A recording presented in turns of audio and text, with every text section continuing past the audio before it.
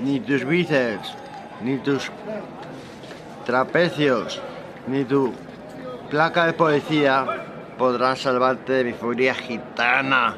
Y no eres ni Chapel, eres un portero. Que es normal que tengas peleas, que los porteros de normal tienen peleas. ¿Tú sabes lo fácil que es que un crío de 14 años te pegue un navajazo con 8 muelles? Si te pega un niño de 8 años con 8 muelles, mueres. Y al niño no le pasa nada. Es un niño. No le van a hacer nada. Los gitanos somos así, primo. Somos vengativos. Tenemos mala raza a veces. Cuando nos hacen daño tenemos mala raza. Pues no sé qué hacerle, pero lo tiene muy jodido, lo tiene muy jodido. Yo con el BMW, es que lo inauguré el garito, me invitaba a chupitos en la casa, tenía la wifi, me cargaba en el móvil, y todos los fines de semana el apoyo.